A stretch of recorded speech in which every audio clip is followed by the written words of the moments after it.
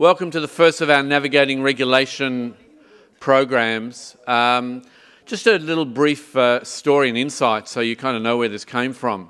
John and Derek from the FMA, who we catch up with on a regular basis, were debriefing their conversation that they had doing a number of tours in conjunction with the PAA and the IFA. And there was the question of how do we get the message out beyond the associations to advisors who may not be affiliated.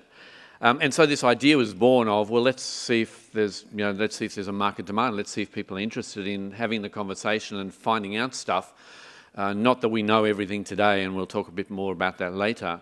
But let's just see if there's a demand in the marketplace. So we kind of worked through it. The FSC board were really supportive. The FMA were really supportive. MB were really supportive. And so we put the program together. And within the first hour of the program going live through the web link, there were like 50 people, and the numbers just kept building. So I want to particularly thank everyone for coming out this morning. I know there's a bunch of people who've driven a long way, got stuck in really, really bad traffic, and hopefully today is going to deliver for you what we hope, and we'll kind of come to that in a moment.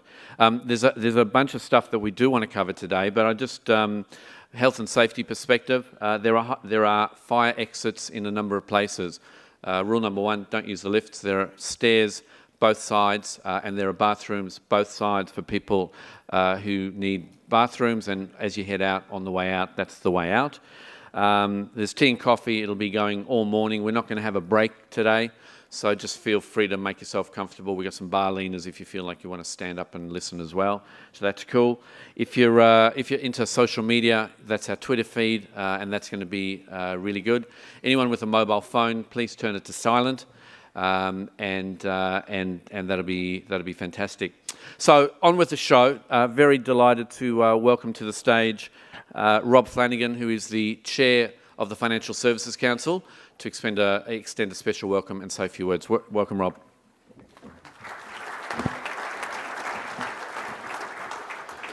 Thank you, Richard, and welcome along this morning. It's quite daunting sitting up here with all these faces in front. Firstly, the FSC has three strategic pillars.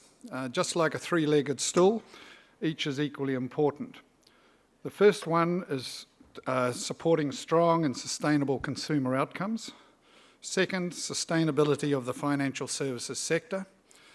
And the third one is increasing professionalism of the industry. So everything we do has to align to those strategic intents. There are many aspects of each of those pillars, and policy and advocacy is one of them. I believe quite strongly that good regulation equals good management, which equals good businesses.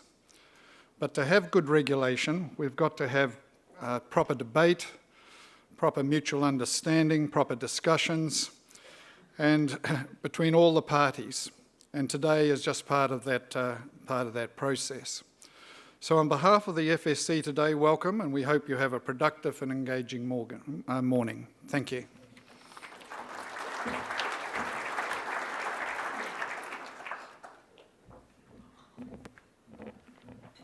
Thank you, Rob.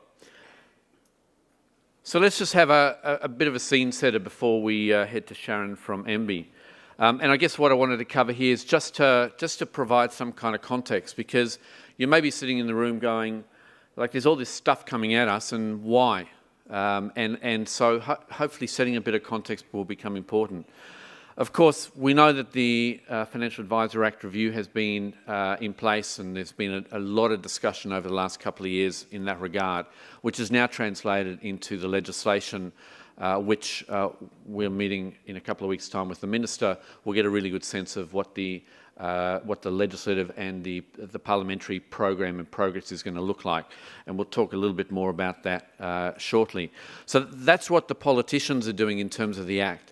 If you think about what the regulator's doing in terms of change, there's been a raft of initiatives over the last 12, 18 months that kind of sit in this world around conduct.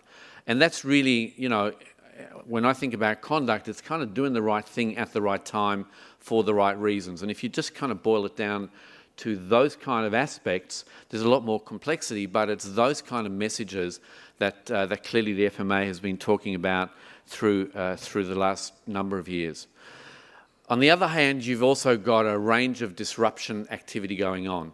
So whether it's Uber, or whether it's driverless cars, or whether it's chatbots and fintech activities and so on, you've kind of got this changing marketplace and changing environment, which is looking and likely to disrupt the way all of us do all the things that we do. And, you know, whether that's booking your hotel rooms or booking your cars or whatever. So it's playing into that, what does the future actually look like? If you think about some of the broader drivers, you've got a lot of demographic change happening. People are living a whole lot longer. People are staying at home a whole lot longer.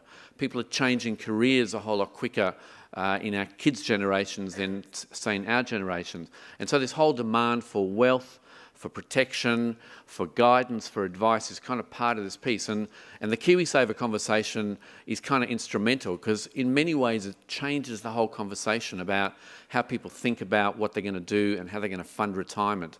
And I think a number of you know I come out of the Australian market. You know, that's a $2.5 trillion industry now. And the changes within the KiwiSaver marketplace now starting to generate some really interesting debate and discussions around fees and transparency and where do you invest and how much do you need, and all those kind of things are things that are kind of joining the national debate. And I think you put these ingredients into a cake and you end up with, that's one of the reasons why the world as we know it is changing. And here's the thing, right? This is a front cover from Forbes magazine a long time ago. And if you just read the headline on Nokia, Nokia, 1 billion customers, can anyone catch the cell phone king? Has anyone in the room got a Nokia? Just please raise your hand. 10 years ago, did anyone have a Nokia? Right? So how quick does it take for some new idea to spawn and completely change the game? And clearly we need to stay well ahead of the game. Now this slide's kind of this notion that when the world changes, it's how do we manage and deal with change? And again, you know, in a professional sense, I'll draw the experience out of the Australian marketplace. You know, when regulatory change turned up there were a lot of advisors and a lot of the marketplace that said, you know what, I've been doing this for 25, 30 years. Why do we need this change? Like, I look after my clients and I do a great job, and that's what counts. But when the change train leaves the station, it's left the station. So it's a question of how do we manage our way to get on that train? And I kind of think really there are probably three different categories. There are some people that are actually already on the train because they're ahead of the curve and they've been thinking about how do they future-proof their businesses, how do they get their value proposition clear, how do they charge fee for service, how do they make sure it's really clear that irrespective of what reg change turns up, their relationship with their client is kind of the sacrosanct piece. There's a whole bunch of people sort of in the middle going, I think it's the right thing to do, but hey, you know, this is the way I run my business, and this is the way I operate, and this is the way things are done. And, you know, I'll kind of get there when I get there, but I kind of want to see what the ground looks like. And then there's a group of people that go and they're going to fight and have a crack at the change, and they're going to make decisions which are completely valid, which is they might get angry and they might get really pissed and they might get really unhappy and they might go, this is not going to happen and I'm going to fight it to make sure that it happens. But because that change has got so many that train's got so many drivers and so many agendas and so many things, and it's already left the station, those people often playing catch up. And what I saw certainly in the Australian marketplace, those businesses that really well position themselves are often running. They're kind of thinking about the next generation. They're thinking about how do they bring robo into their advice. They're thinking about how to become a private wealth business as well as a mid-tier wealth business as well as a millennial-focused business. A lot of the people who got angry ultimately went, you know what, actually it's not that bad. What's in my control, the things I can do, are really powerful. And a number of them, some sold out for sure, some sold into bigger businesses and said, I just like doing what I like doing, which is seeing my clients.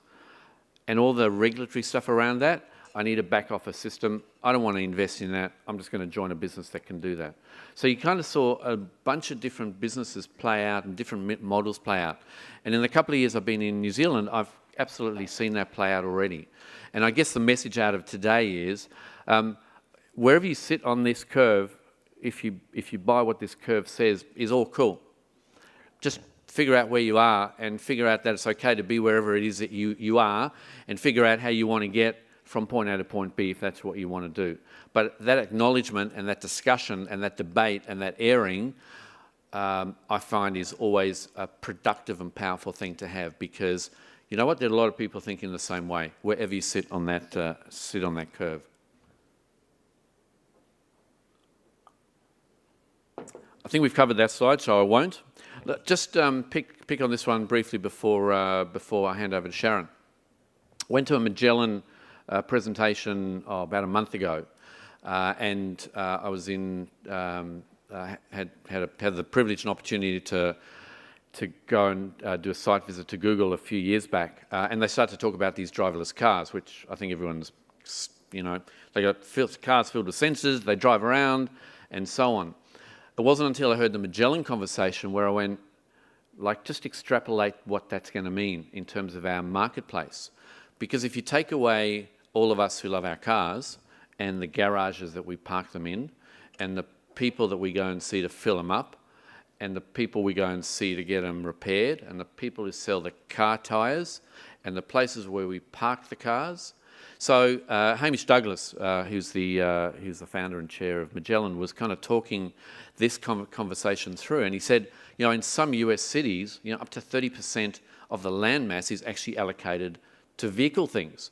Well, if you take away the need for the vehicle because you just summon the car when you need it, and it's someone else summons it after you, how's that going to fundamentally change everything from the way we design cities to the way we think about cars to how much money we allocate to our dream, whatever your dream vehicle is.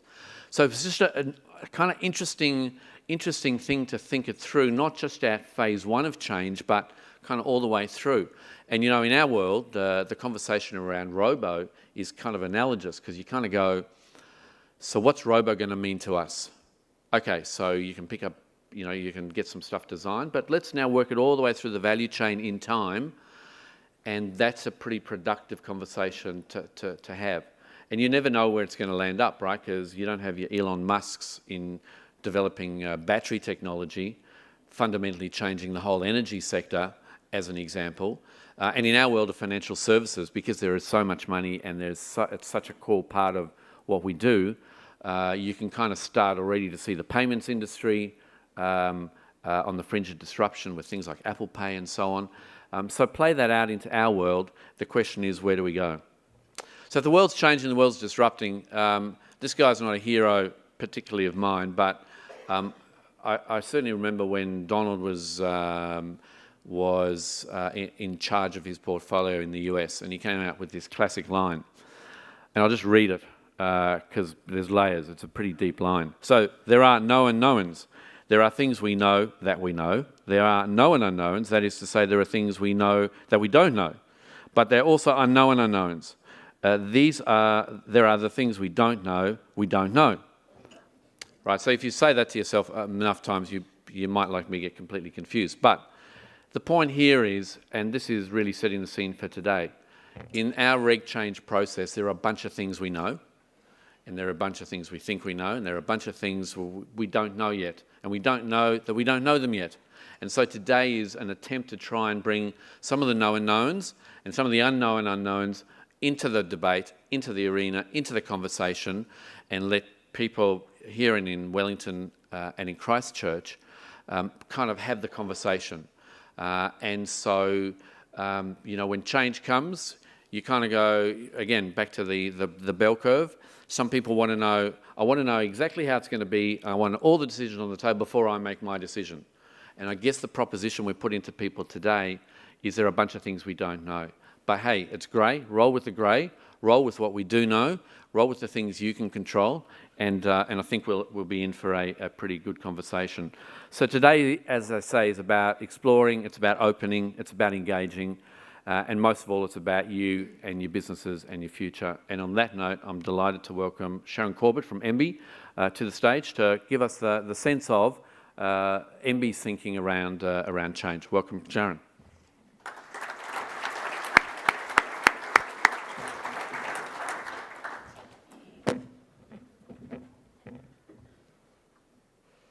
Thanks very much, Richard. And thank you to everyone here for coming along today. As Richard noted, change is coming, and it's great to see everyone here thinking now about how to get ready, because there is plenty of time to adjust and make the changes work for you. At this stage, it's expected that the new regime will come into force in 2019. So now is a really good time to be looking ahead and thinking about what the new regulation might mean for your businesses. One thing that we all know won't change is the importance of ensuring that New Zealanders can access trusted financial advice. As you all know far better than most, financial advice plays an important role in helping New Zealanders to navigate some really important decisions. Financial advice can help consumers understand the pros and the cons of different decisions, make trade-offs between the present and the future, and make financial decisions based on the costs and benefits rather than based on behavioural biases. So, for example, we know that consumers tend to put off thinking about their retirement, and we know that consumers can overreact to market events. And in the face of these things, you all help consumers to make rational decisions and achieve their goals.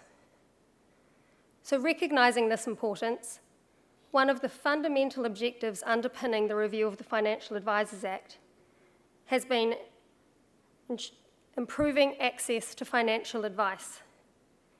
We want, and I know you will share this vision, all New Zealanders to be able to access the advice and the assistance that they need to make informed financial decisions. For some, that's going to be relatively simple bits of advice like, what KiwiSaver fund is right for me? Others will be seeking and needing more in-depth help and financial planning services. I've met with the new Minister of Commerce and Consumer Affairs, Chris Farfoy, a couple of times now to discuss the financial advice reforms.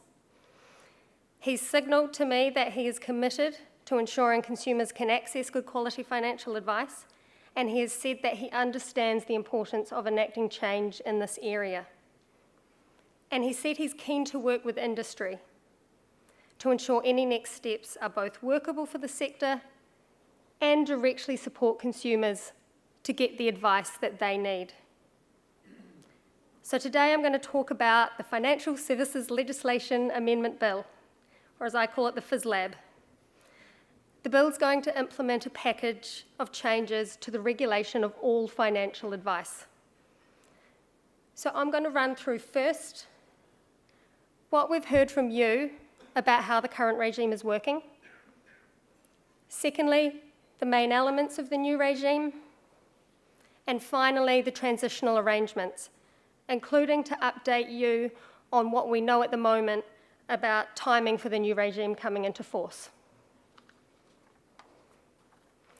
I know that some of you are going to have heard parts of what I'm going to say before, but for others of you, this will be new. And either way, I hope that this will provide a better understanding of some of the thinking behind the changes in the new regime and will bring everyone up to date in terms of what we know about timing.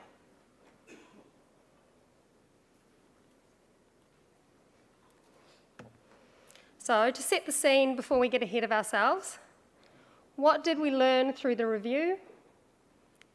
And what did we hear from you about the current regime? So we kicked off the review almost 3 years ago to the day. I'd like to thank everybody here who's been involved in the review, whether through writing submissions, attending focus groups and workshops, answering surveys, or feeding your views up through your industry organisations. So far, we've received over 400 submissions, over 800 survey responses, and industry groups and members have participated in about 20 workshops and seminars. And I know at times this feels exhausting and like total consultation overload on top of your day jobs. But this input really does provide a wealth of feedback about how things are working on the ground. So this slide presents a really high-level overview of what we're trying to achieve and what we heard about how the current regime is working. So the overall objective that we're working towards is more confident and informed consumers and investors. And to achieve this, as pictured on this slide, the new regime aims to ensure the quality of financial advice and that consumers can access the financial advice that they're seeking. And alongside this, we're aiming to ensure that regulation is enabling, with no undue compliance costs, complexities, or things standing in the way of innovation. Most people agreed with us that the regulation should have these aims. And through the review, we received loads of feedback about the problems with the current regime, which are standing in the way of these things. So I thank everyone for actually being really frank with us about the current problems and the unintended consequences. So first, in terms of access, we heard that certain types of advice simply aren't being provided. This has been most starkly highlighted by a lack of advice on KiwiSaver, including really simple and straightforward advice, as has been reported by the FMA. Both the good and the bad news for us is that this lack of advice appears to have been driven quite significantly by the current regulatory design. We heard that different levels of regulation that apply in different situations has created a real disincentive against personalised advice. Obviously, this is bad news. It means the current regime is not working as intended. And it highlights, I think, the real importance of regulatory design and how it can influence behaviours. But it's good news too, because we can make changes to the regulatory design with a view to ensuring that there aren't different rules for different classes of advisor, different classes of advice, and different classes of financial product, which we now know drives unintended outcomes. The current regime also limits access to robo-advice by requiring personalised advice to be given by a natural person. In 2008, when the Financial Advisors Act was being developed, the first iPhone had just been released, and no one really anticipated that financial advice could be provided by a computer and not a person. Less than 10 years later, and we're living in a world where you can get advice out of your smartphone, and that can have benefits for consumers, and I think especially benefits for those consumers who aren't currently getting any advice at all. We also heard that the current regime is overly complex. The various tiers of advice and advisors aren't helping consumers, and we heard are frustrating for advisors. And being required to tell a consumer something like, I am a registered but not authorised financial advisor, simply isn't meaningful for a consumer or helpful for the advisor. In terms of quality, we heard a lot of frustration that only some advisors are required to put the consumer's interests first. Most advisors told us that they're doing this anyway, but many wanted the duty to apply more broadly to improve consumer confidence in the wider advice industry. So clearly I'm focusing here on the elements that you told us aren't working as well as they could. I think it's important to mention that you did tell us there have been some positive improvements through the Financial Advisors Act. So for example, the FA Act has set standards of conduct that give New Zealanders confidence when they get advice from AFAs, and the introduction of compulsory dispute resolution has increased access to cost-effective remedies for some consumers.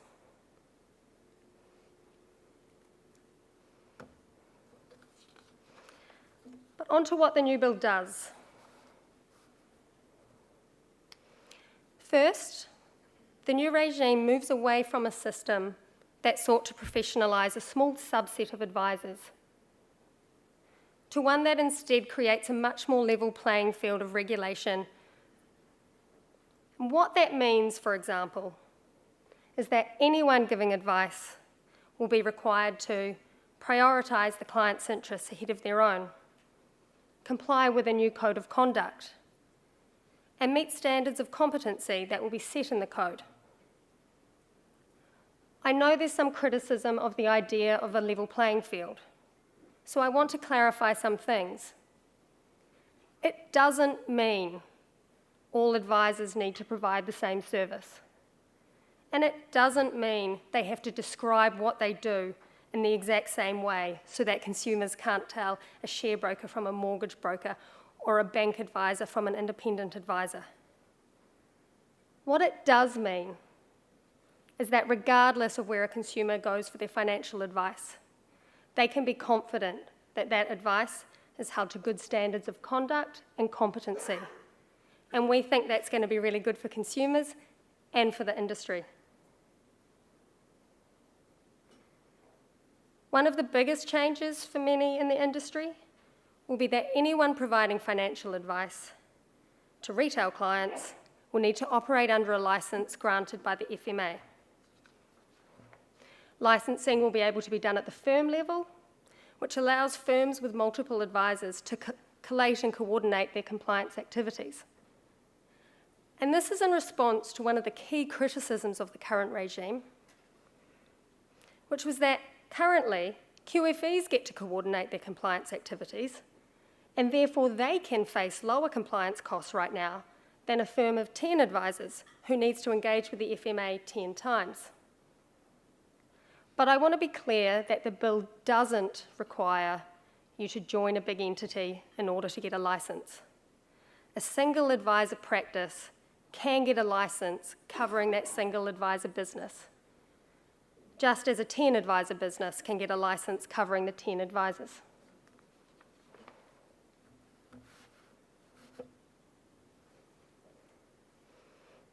On to access.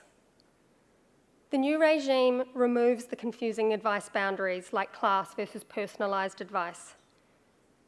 As I mentioned, we heard that these were causing unintended consequences and limiting access to advice.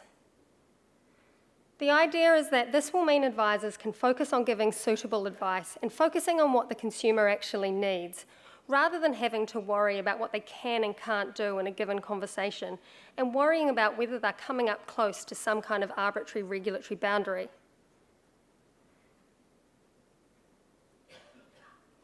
The new regime will also enable the provision of robo-advice. And we think, as I said before, that robo-advice has particularly great potential to reach those consumers who aren't currently getting any advice whatsoever. And the bill is worded in such a way that it's technology neutral. And that means that the same standards will apply, whether advice is given by a human, by a robo-advice platform, or by some hybrid model somewhere in between.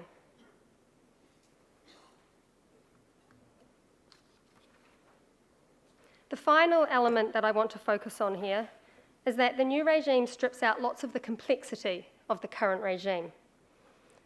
So the level playing field, as I said earlier, means that regardless of where a consumer gets their advice, they can be confident it's held to good standards of conduct and competence. The new regime will also involve improved disclosure to the client. And a really important element of this is ensuring the consumer understands what an advisor can and can't do for them. We're very aware that those giving advice provide a wide range of services. For example, some consider many products from a really wide range of providers, while some only give advice on a small selection of products and possibly just from one provider. So a fundamental part of the new regime is a new duty to ensure the consumer knows what they're getting, what has and what hasn't been considered, and what limitations may apply to that advice. And we want to be really clear that this important information can't be hidden away in fine print.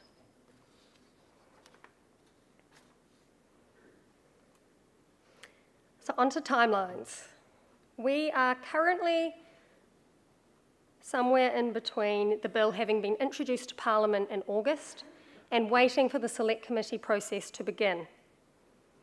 We understand that the bill is likely to have its first reading and be referred to Select Committee sometime in the new year. Now, that first reading is the first chance that members of Parliament get to debate the content of the bill, and after that they refer it to Select Committee, and the Select Committee calls for public submissions on the bill. So while we had previously said that the bill might be passed in mid-2018, I think if it's referred to Select Committee in the new year, then it's much more likely now to be passed at the end of 2018. What I'm sure you'll all really want to know, though, is what does that mean for when the new regime comes into force? And when do I need to be ready?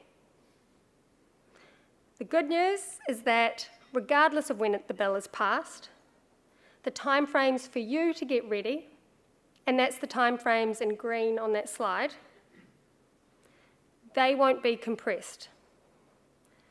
So once the bill is passed and the Code of Conduct is subsequently approved, there will still be approximately 9 months before the new regime comes into effect and everyone needs to be operating under a transitional licence.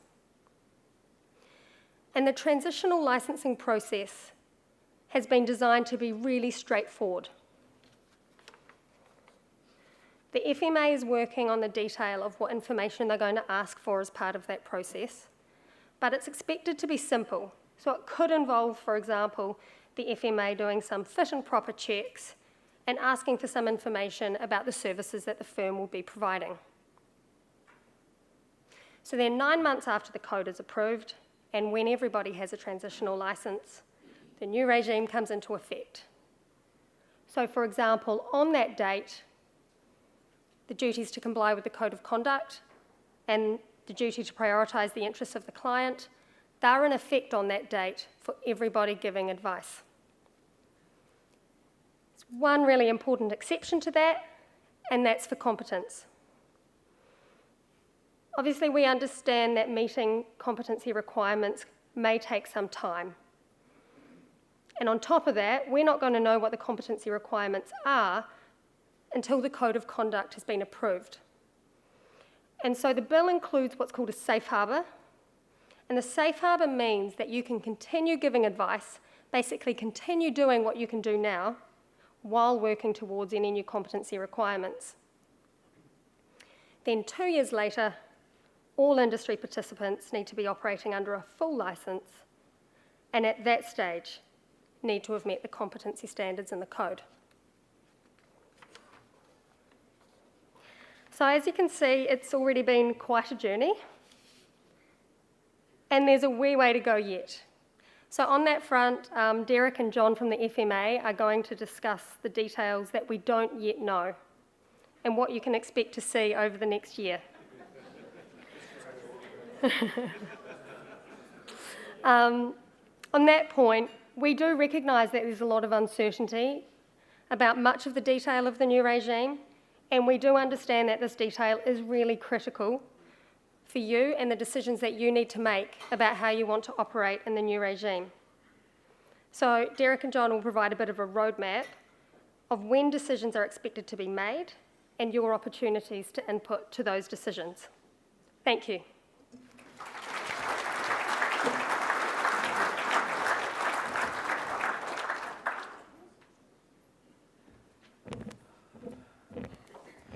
That was illuminating, and hopefully everyone in the audience kind of got a sense of the tempo of where we're heading and some of the challenges. And I've got to say, having Sharon and the team at MB being as engaged and as open as they are, makes it really easy for industry to kind of collaborate and work closely, because you're getting people, as you're going to see now with John and Derek, people who are at the very pointy end making decisions and influencing outcomes and part of the future as well. So on that note, Sharon, awesome presentation. Thank you for that. And it's my great pleasure to welcome John and Derek, John Boddicker, Derek Grantham to the stage from the FMA. They are from the FMA and they are here to help us. So let's give them a big welcome. Thank you.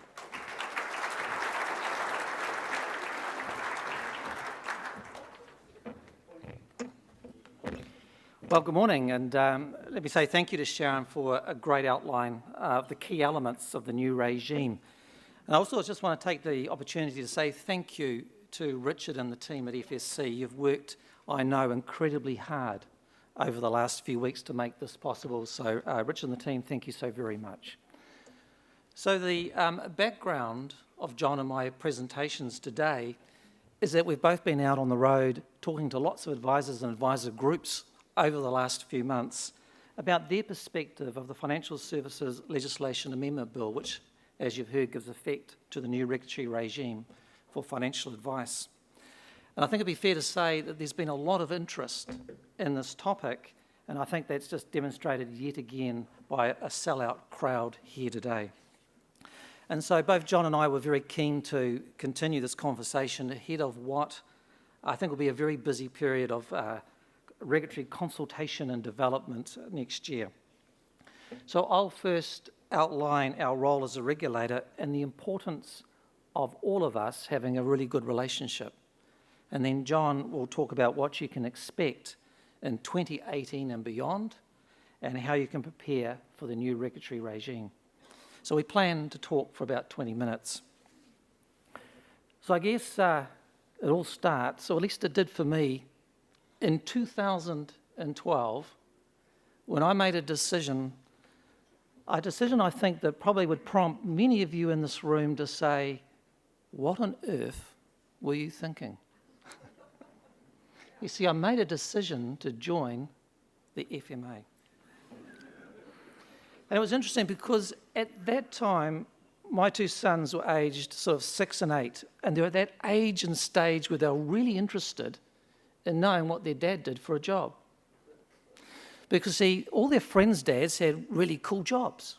They were either policemen or helicopter engineers, they were pilots, they were financial advisors, they get that stuff. I worked at the FMA. So 5 or 6 years on, I thought it was time to test with my children what it is that they say, what it is that they think that I do. So the other day, I asked my youngest, who's 11 years old, which means they really hate to take the computer away and lock him in the room. And I said to him, what is it that I do? And I thought I would share with you his answer. So it's kind of disappointing, isn't it? He said to me, I don't know. And why are you asking me annoying questions? It's called being a parent. I think someone down the front was thinking it's called being a regulator, I know. But I wasn't particularly pleased with that response. Would you be? Yeah. So, but my son, though, he's a willing complier, and I explained to him that just like in the school playground, right? You know, you've got to have someone that's watching over everybody else, making sure that they're playing safely and that if there's any trouble, it's stopped before someone gets hurt.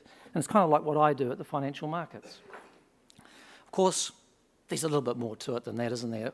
We license businesses, and we do that by assessing their capability to provide a service.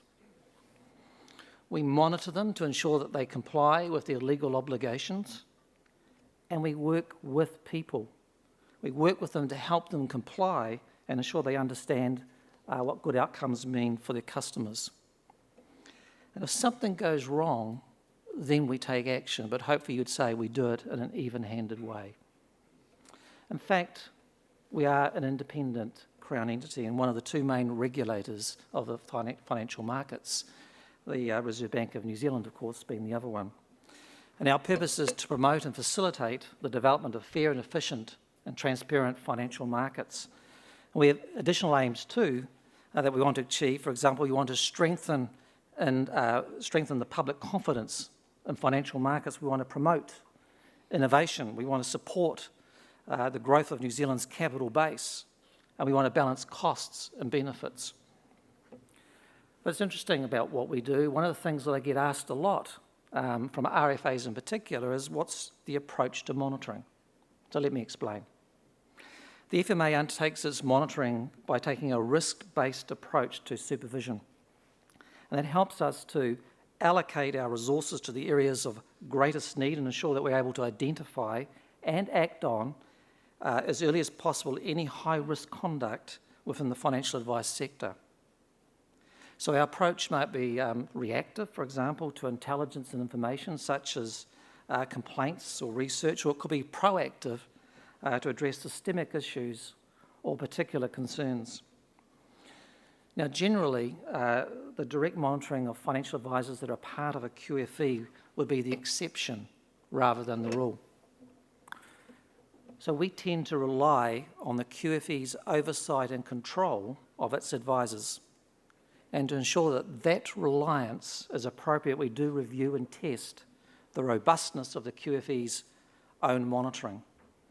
So our approach to supervision of QFEs may be a useful way of thinking about our possible supervisory approach to entity or firm licensing in the new regime, where financial advice providers are responsible for the oversight and control of their financial advisors, and in particular, nominated representatives. So, by the way, after I explained all of this to my son in the locked room with no computer, I was met with, I think it's a slightly better response, but I'll see what you think. So he goes, "Oh, so you're like the police of the money thing." He says, "You make sure that they do their financial stuff properly." He said, "That's cool. Did you see how I put it made in bold? That's cool." So I'm just saying, if you work at the regulator, you're cool. I'm a cool dad now. So we touched on how we want to work with businesses to help them comply. And at FMA, we understand that all interactions with us come at a cost. There's either a direct cost, such as when you pay a fee, or an indirect cost, such as today, being here listening to us. These costs imposed by regulation can make advice more costly and less attractive to consumers too, perhaps leading to fewer people either receiving or asking for advice about financial matters. That might mean for some that advice is seen as unaffordable, and that's known, of course, as the advice gap. Now, we don't want to see any unnecessary barriers for financial advisors and firms. And as we think ahead, we want to work on ways to minimise any disruption to your businesses if we can. And we want to identify and address any unintended consequences of change. And to do this well, I think it's important that we together have a good, strong relationship. This will help us to understand the cost drivers within your businesses and help us to find opportunities to reduce and minimise those costs.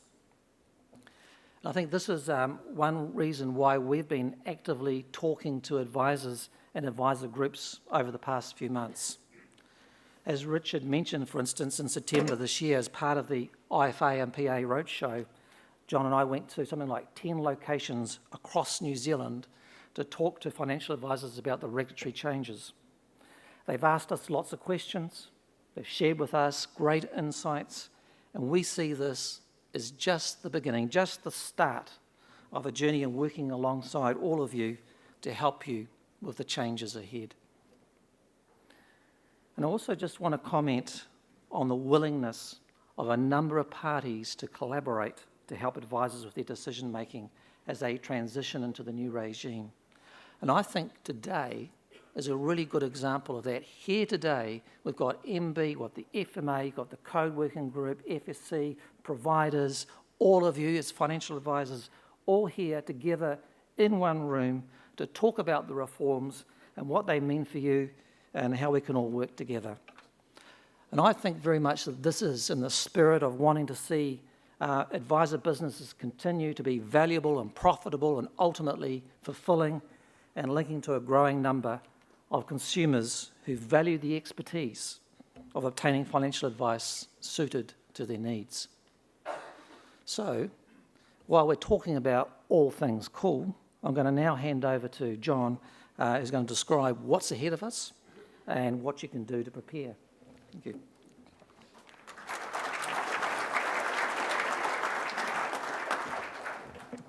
Good morning, everyone. Thank you, Derek. I'm not sure cool is a cool word anymore, but I also look forward to your son who perhaps would like to become a financial advisor, so I look forward to licensing him as we kind of go through. So we'll see how that goes. So what's ahead of us? I thought just very briefly, click back and I've gone one too far. Did you already? I think slides, here we go. A little bit around, just touch back on Richard's slide that we had before. And this whole idea around there are things that we just don't know. And whilst I myself may be a known unknown, and just in case today, to make sure we're successful, we brought a fan club with us. So we have a number of FMAers in the audience today. And to get them out of their comfort zone, I'm now going to ask them to stand up. So if you could all please stand up and wave. And the idea behind this is to go, yes, thank you. These are the people that actually know something. So if you have technical questions and things, please do not ask me. You ask that table that kind of sits over there. Anyway, we have a number of quite important choices ahead of us over the next 12 to 18 months. And a lot of those around whether you personally and looking around applying for a license and whether you're going to look at that on the basis of a sole person advisor business, or you form an entity to hold that license, or you think about operating under someone else's license. And that'll either be under your own brand or perhaps the brand of that entity. So yes, a question that we're often asked, and Sharon has already touched on this in her presentation as well, you will be able to obtain a license as a sole person business. So entity-based licensing does not and will not solely tilt towards the big end of town. So that's really important to think about that. So before you make those choices, it's important to know what information will be available to you, when it will be available to you, and who can help. And in talking to advisors across the country, there are broadly 4 things that you've told us that are top of mind for you. Firstly, it's all about the timeline to implementation. And Sharon has already touched on that for you with her railway track this morning. So 2018, you can see, so next year, is all around setting the rules and setting the regulations. Making decisions around what that's going to start to look like. And 2019, from the timetable that we have, is all around licensing. So that's when licensing kicks in and the new regulation and new regime starts to kick in. So we can only add that, again, in speaking to large numbers of advisors over the last 2 to 3 months, many of you are talking to us around the approach that you want to take that's sort of based on being rational around what this means. So there's a lot of noise to contend with as well, such as the strategic repositioning of some existing players within the market. And then also looking at the changing timeframes that we have. And notwithstanding a lot of this noise and the fact that things are still moving, continuing engagement is vital to the success for implementation. And that's why it's really important that you understand the timeframes and what's important to you at each stage. The next, you talk to us around what are the new competency requirements going to be? What is that going to look like? And today we'll leave that to Angus, who's going to talk to us, I think, on the panel within a few minutes. So I'm sure he'll talk to you a little bit more about that. The third is around all the moving pieces and when should we pay attention. So again, we'll kind of look through a little bit on what's ahead of us on the timetable and what some of those steps might be. And finally, and I think very importantly, what can you actually do now to help prepare? So what do you do over the next 12 to 18 months in that preparation? So we thought we'd have a look at that and try and sort of describe that to you a little bit like a jigsaw, and kind of a little bit around how all these pieces start to fit together. And it's important that you understand each of these pieces so that you have a clear picture of what things are going to look like. And as I said, for looking forward to 2018, it's very much about completing that picture for each and every one of you, so that you actually have enough information to be able to make informed decisions on the choices that lie ahead for you. So we'll go around the puzzle, and first up, let's have a look at the cornerstone, which is the bill itself. And whilst we won't have complete certainty until the bill has worked its way through the usual parliamentary processes and becomes law, and as Sharon was saying, that's probably towards the end of 2018. But to recap, there are some real, this the key conceptual elements that sit behind the bill.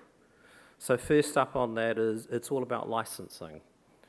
So providers of financial advice to retail clients will need to be licensed in the new regime. It's about 3 new types of advisors. So financial advisors, nominated representatives, and financial advice provider. And the changes, of course, as you know, remove the distinctions that we have today between class and personalised advice, and also the Category 1 and Category 2 products. Thirdly, the changes bring in robo-advice that can be provided, and then there's the conduct and competency obligations for everyone. So I said these are important elements to keep your eye on as it goes through the select committee process. Next is around fees and levies. We know licensing fees and levies will apply, but we don't yet know what those costs will be. MB understand that this is an important part of the puzzle for advisor decision making, and intend to consult with you early next year. So this will be a good indication of what their thinking is, and a very important one, because costs need to be proportionate and they need to be set at a level that is fair for everyone. So by the end of next year, those costs will be finalised. Timing of implementation. So from the date that the new code is approved by the Minister, financial advice providers, as currently proposed, will have approximately 9 months before they need to get a transitional licence and before the new regime takes effect. That is 9 months, by which time you must be operating under a transitional licence to continue to provide services. The precise dates for implementation aren't known for certain, but as said, once the bill is passed and the Code of Conduct is subsequently approved, the precise implementation dates will be communicated and fixed. Next, there are elements around the code. So firstly, around competency, and the code working group that will determine those standards and the continuing professional training, as said, which will be set out in the code. As said, Angus and his team have already started and kicked off, and they have a number of focus groups where they've been talking to you and starting to gather their initial thoughts and ideas around what that's going to start to look like. Code also includes other minimum standards. So anyone giving regulated advice to retail clients will be subject to that code of conduct. The code must include some minimum standards of professional conduct and must be demonstrated when financial advice is given. So included in those minimum standards are things around ethical behaviour, of conduct and client care.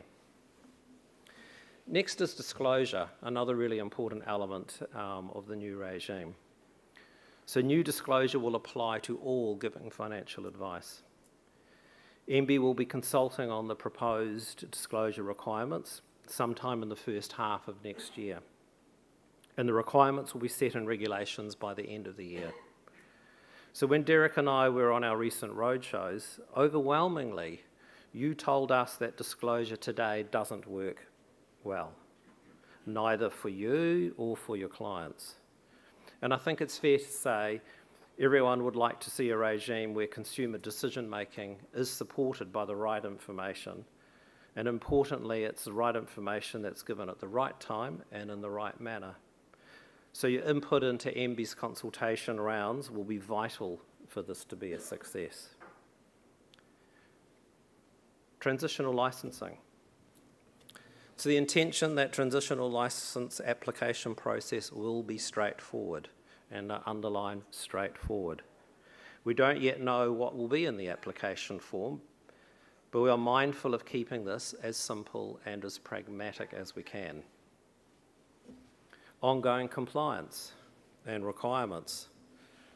So as well as the specific legislative duties that apply to financial advisors, there may also be conditions that may be contained within your licence. And we'll be talking to you a lot more around what ongoing monitoring will start to look like through licensing as we talk to you through next year. Full licence. So a full licence, there will be minimum standards you will need to meet and some qualities you will need to demonstrate to become fully licensed as a financial advice provider. So based on the AFA information returns that we have to date, and we could take this as a bit of a proxy for what we might think are sort of business types for the future, we know around 24% of AFAs today are self-employed. So if we apply that same percentage perhaps to RFAs, then a quick back of the envelope sort of calculation suggests there could be as many as 1,500 or 1,600 RFAs that work for themselves. We don't know how many advisors will form small firms, perhaps 2 to 5 advisors, or may join corporate models, for example, say of 50 or more advisors. So in designing our support to licensing, we know that one size fits all approach will not work. And that is certainly backed by our experience with FMCA licensing to date. But having said that, we're not yet in a position to design our final approach to licensing because the bill hasn't yet been passed, nor the regulations, nor has the new code yet been developed. But what we do know is that the FMC Act does require FMA to issue a licence if it's satisfied, amongst other things, that any prescribed eligibility criteria has been met, and we'll come talk to you next year around what some of that thinking is and what that's going to look like. The directors and senior managers are fit and proper to hold their respective roles. The applicant is capable of effectively performing the service, and there's no reason for us to believe that the applicant is likely to contravene their licence obligations. So this provides the broad backdrop against which we must develop our approach. But as said, we'll be talking to you through next year around what that's going to start to look like. So once you have all the pieces of the jigsaw puzzle together, you will be well placed to think about the choices ahead of you. With that, and by sort of the end of the next year, we hope that you'll be in a position to more comfortably develop a clear transitional pathway that best suits your business. So through consultation with you, and the important things are around the new code of conduct and the competency requirements will be finalised. Again, through consultation with you, how to become licensed. So we'll take you through our thinking and build exactly what it is to get a transitional licence. Will be fully outlined, as it will for getting a full licence. New regulations will be in place covering disclosure, again through a consultation process. And importantly as well, all costs, including fees for licences and ongoing levies, will be known, again through consultation with you. So I and we encourage you to engage with MB, with us at FMA, and the Code Working Group on all these changes, and it's an opportunity for you to influence outcomes. So for those changes to work, and with no compromise on quality, we need to work alongside each other. So if you're thinking that you may personally choose to apply for a licence as a sole advisor, or form an entity to hold that licence, then why not start a conversation about your business now with the people here that can support your decision making. You could, for example, be thinking now about the structure of your business and business channels, including reward structures, practices, and how that drives behaviours and advice standards within your business. Start to think and look around the products and services that your business offers today and how that fits with your target customers today and your target customers for tomorrow. Start to think around the right size governance and compliance arrangements for your business, including and looking around that you ensure that you give clear and timely information that helps your clients make informed decisions. And you have processes that ensure that you consistently recommend or guide clients towards suitable products. And having robust compliance arrangements for all aspects of your business, whether outsourced or not. So there are five things that you can kind of start to do and look over the coming months. So firstly, find out more. Find out more about the key elements of the new regime and the indicative timelines for key milestones. Think about what these changes may mean for your business and your clients. Where are the opportunities? Where are the challenges? What does the road ahead start to look like? And in terms of that, start to consider what your strategies look like. So your medium and long-term business plans, and thinking around succession planning and what that might mean for you. Look to identify and engage the best resources to help you with your decision making. So your advisor associations or product providers, and see around opening conversations with them around how they can make you make decisions or help you think through things. And of course, stay tuned to any regulatory developments, as well as staying connected to the Code Working Group as they consult with the market. So keep an eye out too on our website for any updates on licensing as we go through. So finally, thank you for the opportunity to come talk to you today. And I think what's next for all of us is the challenge to make this new framework a success. And we certainly look forward to working with you all to do exactly that. So thank you very much.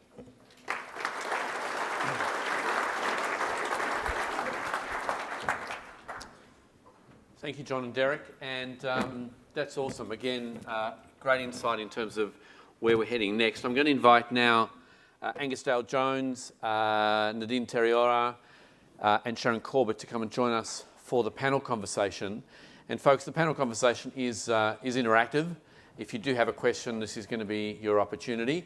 If I could ask people if they do have a question, just signal you got a question. Perhaps tell us who you are, where you're from, and the nature of your question, and perhaps to whom your question is addressed, because it's a pretty large crowd, and we'll want to make that work. So come on up, guys. We're going to do a quick little stage breakdown, but I'm going to just roll with the punches. I'm going to ask Angus the first question. And Angus is the chair of the Code Working Group. Come on up, guys.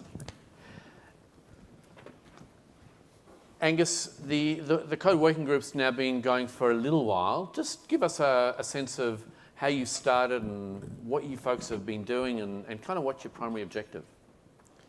Well, what we're dealing with is, if you like, the first layer of what you're all dealing with. And frankly, it's a bit scary because it's a lot of change. To contemplate that an app might end up doing a large part of what you're doing as your job now, to contemplate that you need to get licensed, and then on top of all of that, you've got a new Code Working Group coming along to write a set of rules that you've suddenly got to get your minds around. That's a big challenge for you, but it's also a challenge for us. People like, I think, to dismiss the code as something that's imposed by government, but it's really important to recognise that the big difference between the code and all the other regulations is the writing of the code is done through a process of consultation with industry. If you like, industry has a very high level of buy-in to what's going on in the code. And it's our job as a Code Working Group to make sure that everybody is included in a consultative process so that what is in the code represents the reality of what businesses in industry are facing. So Richard's right.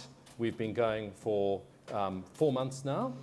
we've had some initial focus group conversations that were mentioned a little bit earlier, and that's to help us structure a formal first consultation document, which will be out early in the new year. And can I encourage all of you to please take an interest in that document, because it's really helpful to us to know your views and to understand your reality. And Angus, what in terms of the mandate that's been given to you by the Minister, what does it actually look like? When you reach the end of that journey, what do you think will have happened through that process, and what's it going to mean for the people in this room, for example? Well, the starting point to the answer there is, well, what's different from the current code for authorised financial advisors and the new code? And the difference is the existing code applies to advisors and the small number of advisors, important advisors, but small number of advisors, 1,800 or so AFAs. The new code applies not to advisors, but to a financial advice service. So it applies to businesses giving advice, financial advice providers. It applies to financial advisors and nominated representatives employed by those businesses.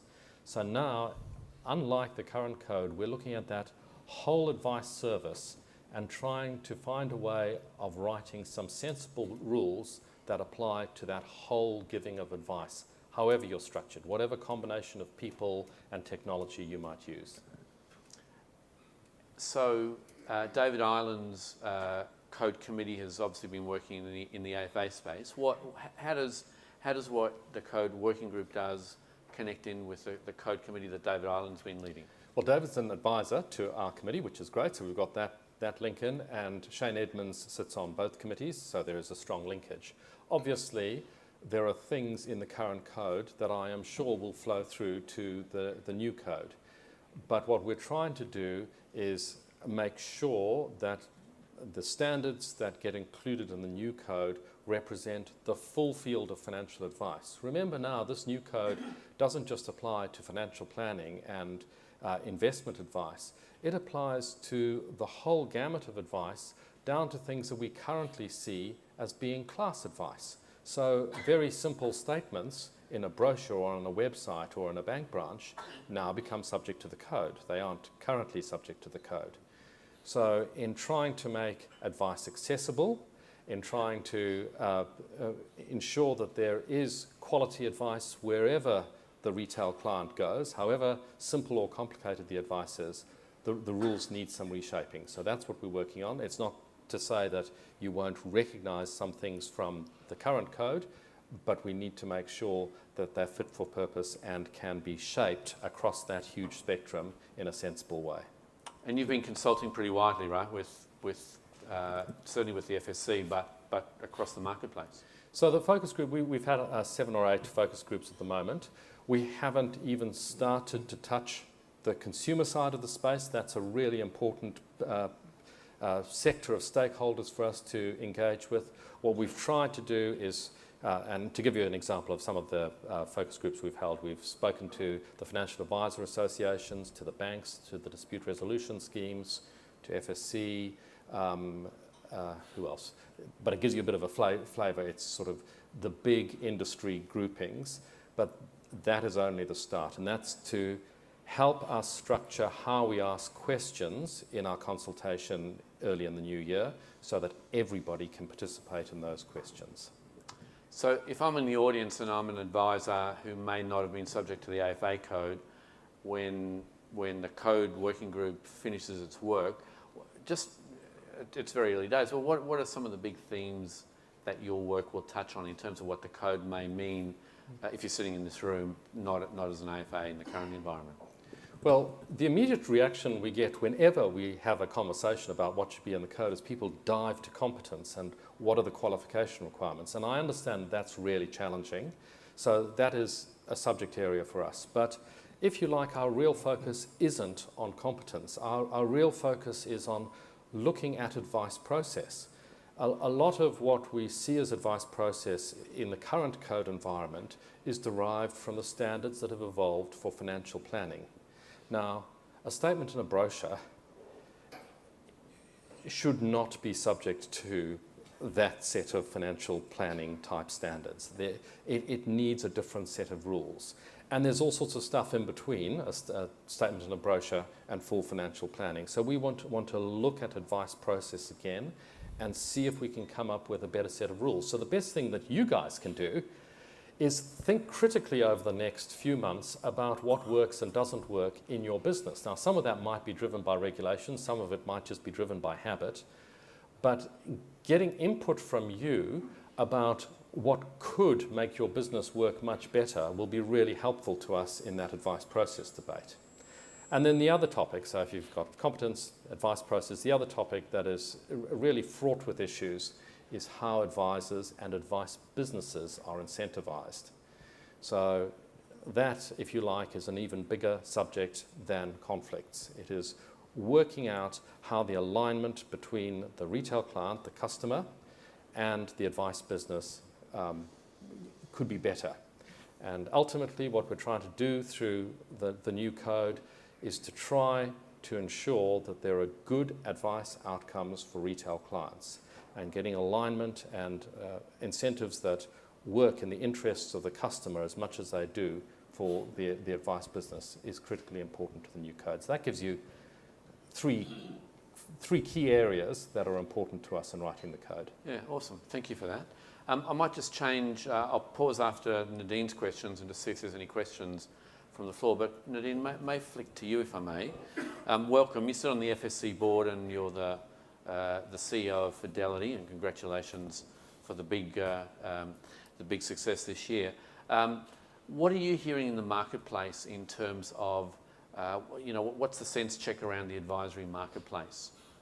I think there's a broad range of spectrums out there. I think I'm hearing everything from, we've got buckets of opportunity in terms of growth in the sense of going into a new licence regime, to the other end of the spectrum, which is help me understand, because I really just don't get the stuff, and there's no certainty for me. Just help me understand what I'm up for, when am I up for it, and when do I have to comply. I also think too that there is a strong sense out in the community around the fact that I have to become part of a bigger entity in order to survive in the new licensing regime, and I think that's probably quite a big, that's gaining quite a lot of momentum and quite a big topic, and I think the most important thing that I've certainly been engaging on is just making sure that, at the end of the day, the majority of advisor businesses are actually system fit and process fit. And I think it's about just making sure that we stick to what we're good at, which is giving good advice, and making sure that we actually survive and thrive in a new regulatory environment. And that doesn't necessarily mean that I can't be a single advisor business or an advisor business of 5 versus an advisor business of 250. It really just doesn't matter. I think there's plenty of myth busting that still needs to go on, would be my sense. Yeah, that's interesting. Are you seeing businesses kind of grab the reins and just kind of start to innovate and do things kind of almost in advance of whatever lands from a reg perspective? Oh, yeah, definitely. It's kind of, a game of two halves. You're seeing half of the game being played in terms of accelerating education, accelerating qualification, and then you're seeing another half that's actually going, well, actually, we're really comfortable with the process we follow. We're really comfortable with the level of advice and the complexity of the advice that we provide. We're really comfortable that we have good customer engagement. Therefore, we're just going to keep focusing on innovating our business so that we can continue to adapt and thrive, particularly as we're all facing consumer sophistication, there's no doubt. And I think, you're hiding under a rock if you think digital isn't going to have an impact on your ability to thrive in the future. I think it's more ticket to play stakes in my view, which I think, again, that other half of the game is definitely in that end of town, and is just carrying on as business as usual. So from a product provider perspective, now with your FSC hat on, as a product provider and someone sitting around the FSC board table, what's the responsibility, what's the role, do you think, of the product provider in this kind of changing environment? Well, I think it really comes down to industry leadership first and foremost, and I think it's not, we're all in this together. It's not just the product providers, it's not just advisors, there's customers in the mix, there's the regulator. I think it's actually, it definitely is an industry leadership piece, and I think, if I look around the world and look at, countries that have actually come through a regulatory framework successfully, it's those ones that have actually embraced it and engaged early and actually led the change as opposed to letting the change be done to them. And I think it's, industry leadership is critical. I also think it's about product providers and those that sit within the FSC, which is pretty much the entire market now. We all have to think differently around the resources and things that we're providing to support our advisors and making sure that we are continually from a Fidelity perspective, where I've got a mindset of always improving and always looking for ways to innovate and change and adapt. But most importantly, keep doing what we've always done really, really well, because they're the fundamentals that actually have to be right. And I think that would be my key area of focus, is what resources and capabilities and competencies that we're providing to support our advisors. Because it's pretty challenging as well, right, for a big corporate entity to navigate the change. So Absolutely. If there are small businesses and small medium businesses in this room, figuring out where to play and how to play, it's no really different if you're running a big entity, right? Oh, absolutely. And I think this is where you've got to be agile. You've got to adapt, because you are going to have, and I know I'm not alone here. I've got a number of colleagues that sit around the FSC table that face the same challenge, in the sense that you've got a variance of advisor businesses, you've got a variance of different segments of the market that are being served, and really we've just got to focus on how do we continue to reinforce the importance of independent financial advice. How do we reinforce the fantastic role advisors play in terms of educating New Zealanders on their financial needs, and having a plan is key. And so what else are we doing to enable new pathways to open up so that we can get more Kiwis access to advice, whether it's through a digitally enabled thing, or most importantly, when it comes to complex needs, that they can get in front of a financial advisor that's actually going to help them. And if I can pick up on one of your points, that variability of advisor businesses, one of the things that the code needs to deliver on is accept there are different ways of getting a good advice outcome for the retail client. Absolutely. There is not one way. So without making the code a telephone directory full of rules, we have to have standards that can reflect different combinations of people skills, process sophistication, computer sophistication, internal resources within the business that are supporting the advisor. And those cards, if you like, can be moved around to get to a good advice outcome in different ways. We want to be able to allow that and reflect it. I think too that the criticality piece for me going forward is simplicity. As much of, as complex as that telephone book, good luck, that telephone book is, I think simplicity is really important, because the minute we actually make this thing overly complex, it's going to get hard. And I think, Sharon picked up on a really good point. I don't think the intention is to create, more sort of momentum in terms of having to introduce more funds into business. It's not meant to be a hugely expensive process, but some are finding it quite a hugely expensive process. So it's how do we actually keep it simple and not create industry around regulation. I think that's really important. It's simple for us to say it needs to be simple, but it's really complex to deliver that. Complex. Correct, it is. But not that we've collaborated before, but as I said, I think we're all basically singing from the same song sheet when it comes down to it as well, because we need things to be as straightforward as we possibly can. Would not like to see that the regulatory change of itself, because of that change, is actually leading industry to make decisions for the wrong reasons. So it really comes down to a lot of the basics that kind of sit behind, and the things that you guys have been talking around is around that. It's client first, what you're talking about. It's talking about the continuing provision for advice and opening access to advice. And I think the new regulations allow that to be done in quite a few different ways from how we see that today. And that has to be good for consumer outcomes. As I said, the theme of simplicity is really important. Our job as regulator is to enforce the policy. So again, it needs to be practical, it needs to be sensible, and it's why we're all out engaging and talking to you as much as possible as well, because we need to understand from your perspective what really works, where the trigger points are, where the risks are, where you see harms, to make sure that design of the reg tools that sit around that are appropriate, and actually we get the right results for everyone. Fantastic. You guys are going great. Thank you for that. I might just pause. We have a question just in the middle of the room. We've got a microphone coming. If you just tell us your name, what's your nature of your question, and who you'd like to ask it to, that'd be awesome. Yes, good morning. Can you hear that? Yep. Yep. A question for one of the two FMA gentlemen. I'm a sole trader, and I've just gone through the exercise of renewing my AFA status for the next 5 years, which will take me to 2022. Now, obviously, in 12 months' time, 18 months' time, I'm going to be up for levies for licensing.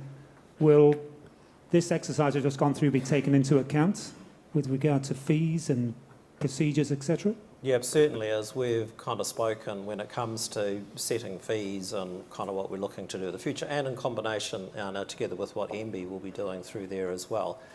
We certainly will be taking the view across and what it actually looks like. So if you're an AFA today and you're transitioning, it's important that the bridge from where you are today and what tomorrow looks like makes a lot of sense. So yes, we will be looking holistically at the entire sort of end to end, starting from where you are today and what that's going to start to look like. As I said, fees need to be sensible, they need to be set at levels that don't fall whatever. You don't want to get the negative signals starting to come through that are kind of going where levels of costs are so high that you cannot continue in business in the framework that suits you today.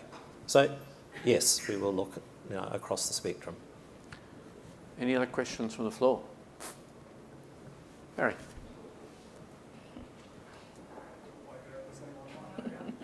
He's running. I think you're doing a great job. Barry Reid from Otis. John, you mentioned that potentially advisors, if they were looking about what they should do or the regulatory requirements, that go and discuss it with product providers. Is there not a potential conflict of interest for advice businesses in doing that? Is my first question. The second question, I guess, goes to Nadine. Are you comfortable as a product provider offering, regulatory advice to advisors?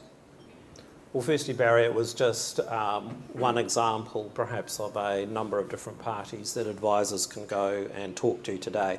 So a little bit like if you're thinking back to, again, the analogy around the jigsaw puzzle, and you're having a look around being an advisor and in business today, you have relationships with quite a few different providers, if you call that across your manufacturing chain or your value chain, one of which is product providers. So there are different views in which you need to engage right across that value chain, and each piece of information that you gather is another piece of that jigsaw puzzle that kind of comes together. So no, not just solely your product providers, you look right across the whole spectrum of what that means, including if you currently outsource certain things today, again, engaging with those outsourced providers around what that's going to start to look like for you. Technology is another thing as well, to go who your current provider is, what those changes might look like for you in the future for that as well.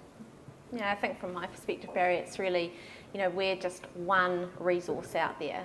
And I think it would be dangerous for us to consider ourselves a regulator and in terms of providing advice. I think we've just got to, we're another link in the chain or another piece of the puzzle.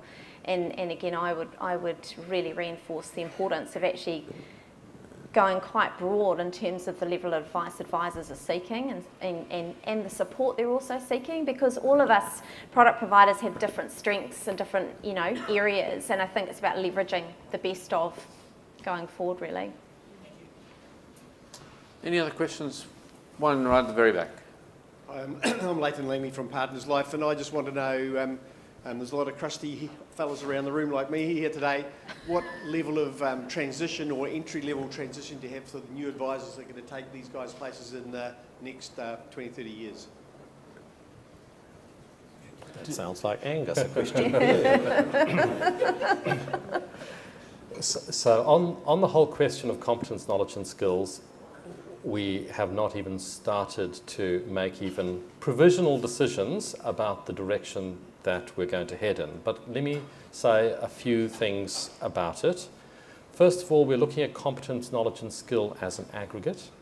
So it's not just going and getting a training qualification, it's trying to come up with some standard or objective about how the business demonstrates expertise through its people. Secondly, when we're talking about competence, knowledge and skill, unlike the current code, we're moving more into the direction of aggregating the expertise of the entire business. So who's doing what in the business to support the front-end advisors. So it adds some, if you like, additional layers to the what we have previously thought of in terms of competence. It's going to be more layered than simply go and get level 5. Thirdly, embedded in your question is there going to be a difference between the standard we impose on newcomers and the standard that is imposed on people currently in the industry? And in trying to work through a consultative process next year in coming up with that answer, we will be looking not just, we will not be looking at just a pure qualification outcome. We will be looking at how that package, competence, knowledge and skills, affects good advice outcomes for retail clients. So we're going to be reconciling everything back to good advice outcomes for retail clients. And if I can link that to Sharon's presentation, Sharon, in that chart that showed all the different circles, talked about accessibility or availability and quality. So in the code determining what a good advice outcome will be, we'll be looking not just at quality, the advice quality, we will also, if you like, we're the car with a dashboard and there are 2 dials on it. One is quality, but the other is availability. So what we do in terms of imposing standards for people of competence, knowledge and skills and imposing that standard on the whole advice business, we will be very mindful of what our decisions are doing both to the quality and to the availability. So if it's driving hundreds of people out of the industry because it's all too difficult, when they've got a track record of doing a good job, then we've got to be able to explain that on the advice availability monitor, if you like. So all 3 parts of my answer don't answer your question directly. I acknowledge that because it's early days yet. But I'm trying to give you the impression, or it's more than an impression, I'm trying to signal to you that the way we're going to be tackling competence for the advice service, for what the whole business delivers to their retail client, is different and more layered than what the current code is doing for a single advisor. It's an interesting question though, isn't it? Because when you kind of tease it out, the last thing anyone in this room would want to see is that there are a whole bunch of advisors who just go, you know what, I've had a great career, it's time to go and do something different. Equally, there's a whole bunch of people perhaps looking to grow their businesses and looking to find new entrants to come into it. And kind of getting that balance right becomes pretty important. Nadine, I might just toss this one at you because you're seeing the new people come in in terms of where they're coming in and the conversations with the people that are considering their futures. How's that playing out? Well, I think there's a lot of advisors that are well and truly on the train of succession planning and are doing it really, really well. And I think the role that we can play as a product provider is helping transition businesses, particularly businesses that have large books of customers and, that are either have a succession plan in train or they're looking to find, a successor to take on that business going forward. I think we can certainly help facilitate that. But I also think there's a wide range of new entrants into the industry, which I think is fantastic, and I think it's growing. If we look back 10 years ago, we wouldn't have seen the volumes coming through that we've got today. And we're seeing, people from all areas, and incredibly qualified people too, that have chosen that the financial advice space is where they want to operate, because they can see that they can, add tremendous value to customers in a really meaningful way. I mean, the independent financial advice space is unique in the sense that the client connection is really, really strong, and it's really robust, and it's enduring. And I think, building a business of scale or building a small to medium-sized profitable business is quite attractive for new entrants coming through. And the fact that they can actually be masters of their own destiny, which I think is the entrepreneurship that's coming through as well. So you're seeing everything from police officers, right through to, highly educated people that have either been in really, really senior roles, corporate roles, that are deciding, actually, this is something that I want to pursue. And they're either going out alone or they're joining an existing business. I think the other really good thing around this is the huge amount sitting in the room today is the knowledge and the experience. Absolutely. So what are the right kind of ways to how do we channel that knowledge and start to pass that on to a lot of the new entrants that are starting to come through as well? What is the right way, and for Angus and his team kind of working sort of through the code around that current experience and the depth of that experience? How do you reflect that through in the right kind of ways to start to think about what the future might look like from what it is that we all kind of, what we know today? And it's a good question, and thank you for asking it on that as well. Is that passion around the challenge for you now as well is to get involved, through the consultation piece, particularly, kind of with the code around how you might think that should work as well. And if it's not just going to be about, may or may not be higher levels of education and what that might start to look like as we kind of move forward. But it's the important piece is how you marry that up with real experience. Yeah, you make a really good point there, because competence, knowledge and skill is about composite expertise. It's not just about passing an exam or an assessment. And in fact, we are publishing this week. I was going to come to this later, but I'll do it now. The Code Working Group is publishing this week its sort of first blog post, and that is going to be a summary of the focus groups that we've held. And we're doing it slightly back to front because we've actually got a couple of focus groups that we're still holding in the next few days. But we wanted to go public with the themes that we've heard so far. So it's a 2 or 3 pager, and that'll be published. And Richard said that he's happy to send an email to everybody who attends these sessions to that post so that you can have a read of it. And you'll see in there we've distilled through the focus groups 5 different principles. But the one area that we haven't distilled the principle on yet, that we've said that we're doing further work on, is indeed competence, knowledge and skill. And that's because it is difficult to encapsulate what we mean when we're talking about expertise. We all know intuitively whether a business is demonstrating expertise or not, or a person is demonstrating expertise. But putting that in words is difficult. You can really help us early next year through our consultation process if you let us know how you manage your expertise in yourself, but also in your business. Sharon, I've got a question for you, and it's a kind of political one, and you may not choose, or you may not be able to answer it. Obviously, with a new minister and a new government, there may be a new and different timeline. I know you spoke on one of the slides around your timeline. Just give us a sense of the complexity of where does FISLAB sit in the order of priorities. There's the 100-day plan that's been spoken about. And you've got Minister Farfoy with a pretty big portfolio. Where do you think this is going to play out?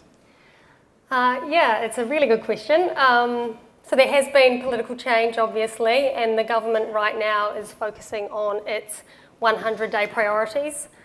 But the Minister of Commerce and Consumer Affairs, you mentioned he's got a big portfolio. He's got this one and also civil defence. But he is really interested in these reforms, and as I said, he's aware of the need to enact change in this area. Exactly what happens where our bill sits on the order paper, we don't know yet. So what happens is our Minister, Chris Farfoy, is going to go and talk to the Leader of the House, and he kind of lobbies for his bill to be progressed on the order paper. So right now, my best guess is that the bill will be passed around the end of next year. Cool. And of course, industry has an opportunity, and I think I might have mentioned the FSC's meeting the minister in a couple of weeks' time, and so the symbolic train has left the station. We want to make sure it gets to the right stops and the right destination. And again, we have an opportunity to influence that outcome. Any other questions from the floor? Mindful of the close time that we said. Kevin. Mark's just bringing the... Scotty. Sorry, Scotty. Couldn't see. Thanks. Scott Black from Share. I think this is a question for Sharon, although Angus may want to hop in as well. It's around the transitional period. My understanding, if we cast our mind forward and let's say the bill comes into force on, say, the 1st of December next year, at that point I imagine the FAA Act then is repealed, the new code is in force, the old code is gone. So on the 2nd of December, if I'm a RFA, for example, I know I've got a period of time before I decide which licensed entity I join or form one myself. But what am I abiding by at that stage? Am I under the new code? Am I under the old code? How does that work? A very good question. So what happens is that the legislation actually sets different dates for when different parts of it come into force. And the day after the bill's passed, the FA Act, the Financial Advisors Act, will still be in force. And that'll stay in force for about 9 months. So after the bill's passed, what we're going to do is it's called an order in council. We set an order in council which sets the date when the new regime comes into force. And that's going to be about 9 months after the bill's passed. And we're waiting to set it just in case, we don't know what date the bill's going to be passed, so we need to make sure it's a sensible date. It's not Easter Sunday or something that the new regime takes effect. So as soon as the bill's passed, we'll be able to give everyone a whole lot of certainty about what is the date that the new regime takes effect. And until that date, you're still operating under the Financial Advisors Act, you're still an RFA, you're still adhering to the code of conduct that exists at the moment if you're an AFA. And to just add a layer to that, the reason for the timing is before we finalise our draft code to go to the Minister for approval, we need to know what the final form of the legislation is. And then the Minister and the FMA look at the draft code, and the FMA gives advice to the Minister, and the Minister hopefully signs off on the code. The code is approved. The FMA need to know the final version of the code signed off by the Minister before the FMA can finalise its licensing system, and everybody who's going to apply for a licence also needs time to absorb all of that information. So that's why there are these layers of dates, but the actual change in the rules for you only happens at the end of that 3 + 6 month period that was shown on Sharon's chart. And so in FMA speak, the dates for that essentially will be, so the FA Act gets repealed the end of the transitional licence window. So the 6 months that everyone has in which to apply for their transitional licence, all those licences take effect on the same date, which is the end of the transitional period. And at that point is when the FA Act is repealed and the new regime comes into force. As I said, 6 months window. Please, we do not want to have an avalanche of applications 24 hours before the end of the 6 months. So again, we will be talking to you around encouraging you to apply early, kind of through the 6 month kind of process as well, and what that's going to mean. Folks, I'm going to close. We said we'd be done and dusted by 1:45, so we shall. I'm just going to ask the panel one last question each. If we met in 5 years' time sitting around exactly the same location, what's success going to look like for us collectively as an industry? And Shannon, I might start with you, if I may. So basically, I think success will mean consumers can access advice. And from a government perspective, I think that will be when we're out talking to advisors, you'll be telling us that the regime isn't standing in the way of you helping consumers. Yeah, I think from my perspective, hopefully we've stopped talking about the underinsurance gap, because that chestnut's just been around forever. And I also hope that we are continuing to grow the financial advisor community. Angus. For me, it means a simple and effective code that is used by consumers and advisors alike in the rest of financial services and is recognised internationally as one of the best goes at regulating the financial advice space.